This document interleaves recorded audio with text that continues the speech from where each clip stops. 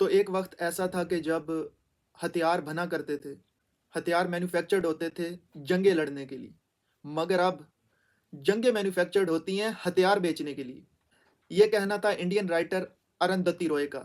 उन्होंने कहा था कि once weapons were manufactured to fight wars, now wars are manufactured to sell weapons. उनका इशारा था यूएस में मिलिट्री इंडस्ट्रियल कॉम्प्लेक्स की तरफ, जिस बारे में सबसे पहले 1961 में यूएस प्रेसिडेंट आइजनहोवर ने वार्न किया था कि जब रियासत और मिलिट्री इंडस्ट्रियल कॉम्प्लेक्स का अलायंस हो जाएगा तो थ्रेट और कॉन्फ्लिक्ट को तो इन्वेंट करना उनकी मजबूरी बन जाएगी, ताकि फैक्ट्रीज जो हैं वो चलती रहें। इसी तरह जो यूएस ने वेनेजुएला पे अटैक किया है, they were not responding to any crisis कि वहाँ डेमोक्रेसी नहीं है, वहाँ पे जस्टिस नहीं है, नार्को टेररिज्म फैला रहा है वेनेजुएला का प्रेसिडेंट नेकलस मडूरो। बल्कि ये अटैक किया इसलिए ताकि क्राइसिस को है वो इन्वेंट किया जा सके, ताकि जो बिलियंस ऑफ डॉलर्स के कॉन्ट्रैक्ट मिल रहे हैं मिलिट्री इंडस्ट्रियल कॉम्प्लेक्स को, उसको जस्टिफाई किया जा सके। मिलिट्री इंडस्ट्रियल कॉम्प्लेक्स के बारे में तो सब जानते हैं, मगर अमेरिकन क्रोनी कैपिटलिज्म जो है इसमें एक और इंडस्ट्री है जो कि क्राइसिस से फ़ायदा उठाती है, वो है माइग्रेशन इंडस्ट्री। बात यह है कि जब आप एक कंट्री पे इकोनॉमिक ब्लॉकेट लगाएंगे, उस पे इकोनॉमिक प्रेशर डालेंगे, उसके बाद उसे इन्वेड करेंगे, तो आप तो बेसिकली एक सिविल कॉन्फ्लिक्ट को ट्रिगर कर रहे हैं। जब ऐसा होगा तो लोग तो वहाँ से भागेंगे। तो जो ही वो माइग्रेंट्स अमेरिका पहुँचेंगे, तो आगे उन्होंने हार लेके तो खड़ा होना नहीं कि मेहमान आ गए, मेहमान आ गए।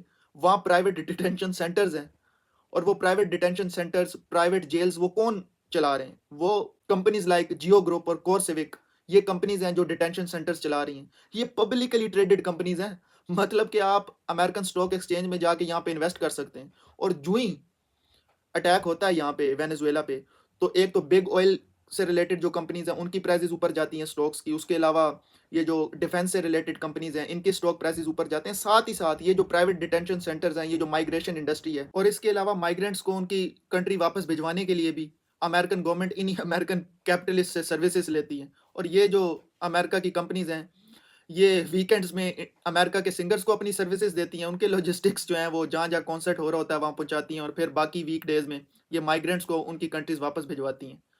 तो इन सारों के स्टॉक प्राइसेस आपने देखने हैं कि उस रात उस दिन किस तरह ये ऊपर गए हैं। बात यह है, ये जो डिटेंशन सेंटर्स हैं इसको tax payer, American tax payers के पैसों से इनको पर नाइट पर बेड के हिसाब से इनको पैसे मिलते हैं।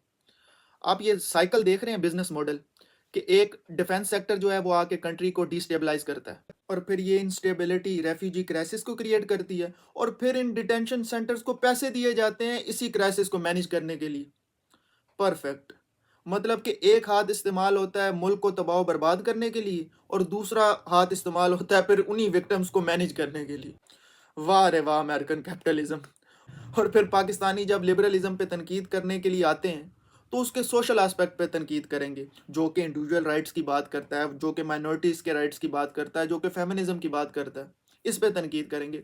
और साइंसदानों, अगर तनकीद करनी भी है तो लिबरलिज्म के इकोनॉमिक एस्पेक्ट पे तनकीद करो, क्रोनी कैपिटलिज्म पे तनकीद करो, जो कि जस्टिफाइड भी है। अब सवाल यह है कि अमेरिका ने इसी वक्त ही क्यों वेनेजुएला पे अटैक किया है, मतलब कि 2026 के शुरू में ही क्यों किया? तो इसका जवाब आपको मिलेगा वेनेजुएला से 7,000 माइल्स दूर स्ट्रेट ऑफ हॉर्मुज पे। ये एक नैरो स्ट्रिप ऑफ वाटर है जहाँ से रफली 30% of the sea borne oil जो है वो पास करता है ईच डे। और इसके नॉर्दर्न कोस्ट को कौन कंट्रोल करता है? ईरान। डेकेड से ईरान के पास ये किल स्विच मौजूद था। ईरान ने बड़ा क्लियर किया हुआ था कि अगर अमेरिका ने हम पे हमला किया तो हमने स्ट्रेट ऑफ हॉर्मुज को बंद कर देना। और अगर ऐसा होता तो ऑयल की ग्लोबल सप्लाई चेन्स जो हैं वो मुतासर होती, और एक एस्टिमेशन के मुताबिक ऑयल की कीमत $300 पर बैरल तक भी जा सकती थी, जो कि वर्ल्ड इकोनॉमी के लिए डिजास्टर्स होता ही होता, जिसकी अमेरिका को कहाँ परवाह थी, लेकिन ये अमेरिका की इकोनॉमी को भी गहरे तौर पे मुतासर करता। अगर आप वॉर प्लानर हैं वाशिंगटन के अंदर, तो आप इस किल स्विच को किस तरह डिसआर्म करते? सबसे पहले तो आपको एक बैकअप जनरेटर चाहिए होता, एक मैसिव ऑयल रिजर्व्स चाहिए होते आपको, जो कि सेफ भी हैं और घर के करीब भी हैं, और इसलिए आपको वेनेजुएला चाहिए था।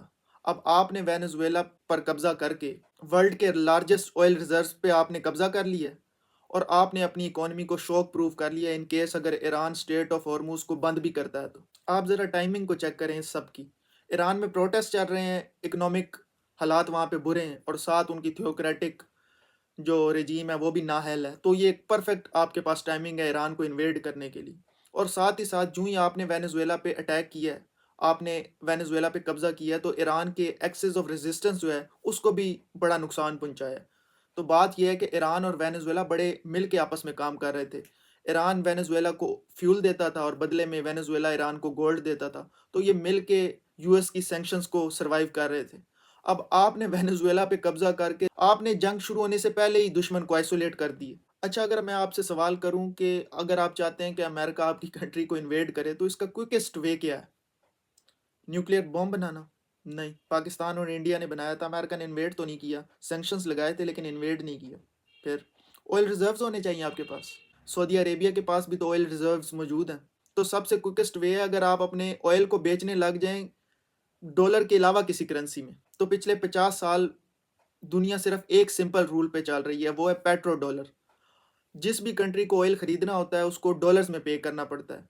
इस वजह से अमेरिकन डॉलर जो है वो स्टेबल रहता है, उसकी मार्केट में मांग रहती है और अमेरिका डॉलर पे डॉलर छापता आता है। तो वेनेजुएला ने यही रेड लाइन क्रॉस कर दी थी। एक तो अटैक से पहले वो ब्रिक्स को ज्वाइन करने की सोच रहा था, और दूसरा वो चाइना को ऑयल बेच रहा था युआन में। इमेजिन करें, अगर सारी दुनिया ऑयल युआन में खरीदने लग जाती तो यूएस डॉलर की तो मांग ही नहीं रहेगी मार्केट के अंदर, और यूएस डॉलर की वैल्यू जो है वो कोलैप्स कर जाएगी। तो ये जो अमेरिका के पास एक इन्फिनिट क्रेडिट कार्ड है जो कि हर साल वो पैसे छाप देता है और एक नया सीलिंग जो है उसको हिट करता है डेट के लिहाज से। अमेरिका पे 38 ट्रिलियन डॉलर का डेट है, इंटरनेशनल और नेशनल। और दूसरा हथियार अमेरिका के पास ये है कि अमेरिका का जब दिल चाहे अमेरिका अपने बैंक्स में जो फॉरेन एसेट्स दूसरी मुल्कों के पड़े होते हैं उनको हथिया लेता है, उन पे कब्जा कर लेता है। वो रशिया के एसेट्स को कब्जा कर चुका है, ईरान के, क्यूबा के। तो चाइना भी इसको बड़ा क्लोजली मॉनिटर कर रहा है। इस सारी सिचुएशन को चाइना तेजी से डी इन्वेस्ट कर रहा है अमेरिका से, उसके ट्रेजरी बॉन्ड्स जो हैं उसको बेचता चला जा रहा है और डॉलर को मार्केट में डंप करके गोल्ड को बाय करता आ रहा है। अफ्रीका के अंदर माइंस को बाय कर रहा है, पाकिस्तान के अंदर पोर्ट्स को बाय कर रहा है। तो ये स्ट्रेटेजी है चाइना की कि इससे पहले कि अमेरिका डॉलर को वेपनाइज करे चाइना के खिलाफ, चाइना जो अल्टरनेटिव एसेट्स हैं, हार्ड एसेट्स हैं, उनमें इन्वेस्ट करता चला जा रहा है। तो बात यह है कि अमेरिका चाहे टैक्टिकल बैटल वेनेजुएला में जीत चुका हो, लेकिन ये जो ट्रस्ट की बैटल है ना, ये अमेरिका हारता चला जा रहा है। और ग्लोबल साउथ की कंट्रीज ये देख रही हैं कि ये जो डॉलर है ये कोई न्यूट्रल करेंसी नहीं है, बल्कि ये तो अमेरिका के पास एक वेपन है। अमेरिका जब चाहे ग्लोबल साउथ की कंट्रीज के खिलाफ या अपने राइवल्स के खिलाफ इसे इस्तेमाल करता है। तो इंडिया पाकिस्तान के लिए लेसन बड़ा सिंपल है कि किस तरह इस सारी सिचुएशन चेंजिंग वर्ल्ड ऑर्डर को मैनेज करे। दोनों कंट्रीज के सामने ये बहुत बड़ा चैलेंज है। क्लियर दो ब्लॉक बनते नजर आ रहे हैं वर्ल्ड ऑर्डर में। एक तो वेस्टर्न कंट्रीज का एक ब्लॉक होगा जिसे यूएस हेड कर रहा है, और दूसरा ग्लोबल साउथ कंट्रीज का एक ब्लॉक होगा जिसको चाइना हेड करेगा। अब पाकिस्तान और इंडिया किस तरह इसको मैनेज करते हैं, ये बहुत बड़ा सवाल है। और दूसरा, अभी पाकिस्तानी बड़ा खुश हैं कि हमने चाइना और अमेरिका दोनों के साथ अच्छे ताल्लुकात बनाए हुए हैं, जबकि इंडिया पे चाइना की वैसे नहीं बनती और अमेरिका भी अब सैंक्शंस लगाता चला जा रहा है इंडिया पे। तो अमेरिका पे ज़्यादा देर तक एतबार नहीं किया जा सकता। It may be dangerous to be America's enemy but to be America's friend is fatal. ये कहा था हेनरी किसिंजर ने, जिसने अमेरिका की फॉरेन पॉलिसी 20th सेंचुरी में बड़ा किरदार अदा किया उसको शेप करने में। तो पाकिस्तान को भी बड़े देख के कदम आगे बढ़ाने पड़ेंगे इस चेंजिंग वर्ल्ड ऑर्डर में। अब आपकी क्या राय है कि पाकिस्तान इस चेंजिंग वर्ल्ड ऑर्डर में, जहाँ पे दो ब्लॉक सीधा सीधा बनते नज़र आ रहे हैं हमें, क्या इसको बैलेंस करने में कामयाब हो जाएगा कि या फिर किसी एक ब्लॉक को पाकिस्तान को चूज़ करना ही पड़ेगा?